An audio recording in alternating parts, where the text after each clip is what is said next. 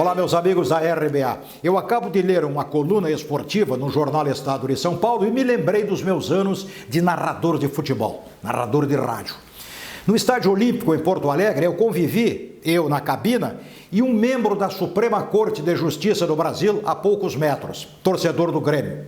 Dependendo do resultado da partida, este camarada ficava transtornado, virava um boçal, um estúpido. Eu ouvia. Tá, e aí? Porque o time estava perdendo. E esta coluna, publicada no jornal Estado de São Paulo, trata da contratação do futuro técnico da seleção brasileira, porque o Tite, da última Copa, já não é mais da seleção. Então, o cronista está falando sobre a necessidade de este treinador conhecer o futebol do Brasil na sua psicologia cotidiana. E era aqui que eu queria chegar.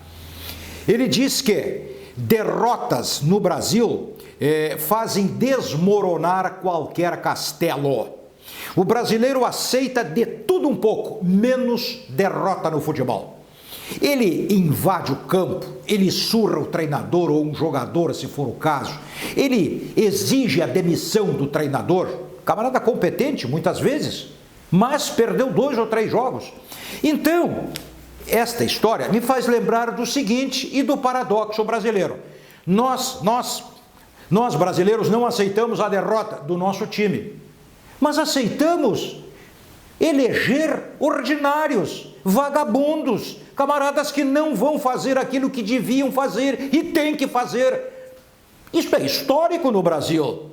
O voto sem qualidade, por que nós não temos a energia do voto de qualidade? Por que nós não temos a obstinação pela leitura, mas temos por jogos eletrônicos e bobagens? Não aceitamos derrotas no futebol, mas aceitamos derrotas nossas pela falta de compostura no ambiente de trabalho, respeito para com a mulher dentro de casa, na omissão diante da educação dos filhos, na cidadania plena, de um modo ou de outro.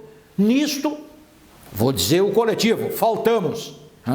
Faltamos, tá, e aí? Mas no futebol não. No futebol temos que ter a melhor equipe do campeonato, a melhor seleção para a Copa do Mundo, o treinador não pode empatar, mas são os jogadores dentro do campo que não jogam, que não querem correr.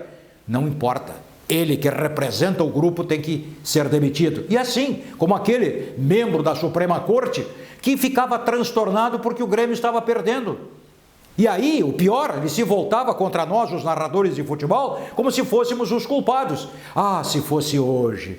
Eu era jovem naquela época, pelo menos não faria hoje. Não, mas ele é... Não, ele não faria. Eu pularia da cabina para fora, mas ele não faria. Eu entraria para a história, mas ele ouviria o adequado. Vai tratar de aplicar a justiça devidamente e deixes de pedir a cabeça do treinador. Bom, enfim... Esta é a psicologia brasileira. Não admitimos derrotas no futebol, mas fora do futebol, o Brasil é uma derrota.